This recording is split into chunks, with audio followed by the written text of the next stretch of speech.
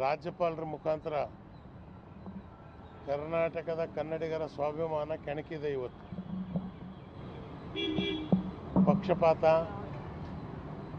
ಮತ್ತು ಒಂದು ರಾಜಕೀಯದ ಪಕ್ಷವಾಗಿ ರಾಜ್ಯಪಾಲರು ಸುಪ್ರೀಂ ಕೋರ್ಟಿನ ತೀರ್ಪಿನ ವಿರುದ್ಧ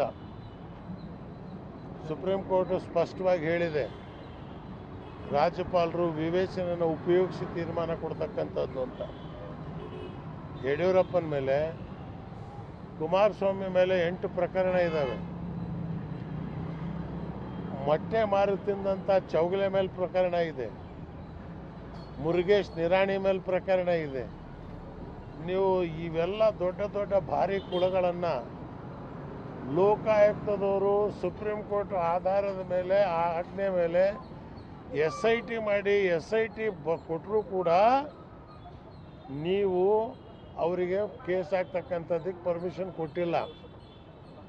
ಎನ್ಕ್ವೈರಿ ಮಾಡೋಕ್ಕೆ ಅವ್ರು ಕೇಳ್ತಲ್ಲ. ಅವ್ರು ಕೇಳಿರ್ತಕ್ಕಂಥದ್ದು ಪ್ರೂವ್ ಆಗಿದೆ, ಭ್ರಷ್ಟಾಚಾರ ರುಜುವತ್ತಾಗಿದೆ. ಇದನ್ನು ನೀವು ಕೂಡಲೇ ನಮಗೆ ಪರ್ಮಿಷನ್ ಕೊಡಿ ಕೇಸ್ ಫೈಲ್ ಮಾಡೋಕ್ಕೆ. 1 ವರ್ಷ ಆದರೂ ರಾಜ್ಯಪಾಲರು ಜಪ್ಪಯ್ಯ ಅಂತ ಇಲ್ಲ.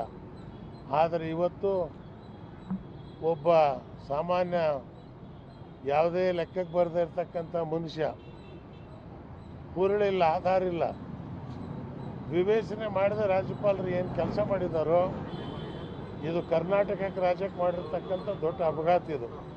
ಆದ್ದರಿಂದ ಇವತ್ತು ನಾನು ಸ್ಪಷ್ಟವಾಗಿ ಹೇಳ್ತೇನೆ, ಇಡೀ ಕರ್ನಾಟಕ ರಾಜ್ಯದಲ್ಲಿ ಇದ್ರ ಬಗ್ಗೆ ನಾವು ಪ್ರತಿಭಟನೆಯನ್ನು ಮಾಡ್ತೇವೆ.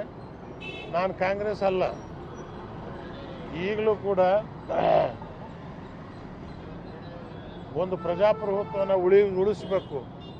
ಆ ದೃಷ್ಟಿಯಿಂದ ಶ್ರೀಮಾನ್ ಸಿದ್ದರಾಮಯ್ಯನವ್ರಿಗೆ ನಾನೀಗ ಭೇಟಿ ಮಾಡಿದ್ದೇನೆ.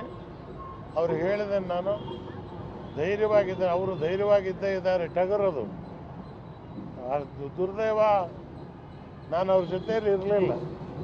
ಇದ್ದಿದ್ರೆ ಆ ಪರಿಸ್ಥಿತಿ ಏನಾಗ್ತಿತ್ತೋ ಏನೋ. ಆದರೆ ಇವತ್ತಿಂದ ಅವ್ರ ಜೊತೆಯಲ್ಲಿ ಪೂರ್ಣವಾಗಿ ಸಹಕರಿಸ್ತೇವೆ. ನಾವು ನಮ್ಮ ದಶೆಯಲ್ಲಿ ಇವತ್ತು ಏನು ಕರ್ನಾಟಕದ ಸ್ವಾಭಿಮಾನಿಗಳಿದ್ದಾರೆ ಅವರೆಲ್ಲರನ್ನ ತಗೊಂಡು ಯಾರ್ಯಾರು ಕರ್ನಾಟಕದ ಗೌರವವನ್ನು ಕಾಪಾಡಬೇಕು, ಕರ್ನಾಟಕದ ಸಂಸ್ಕೃತಿ ಕಾಪಾಡಬೇಕು ಅಂತ.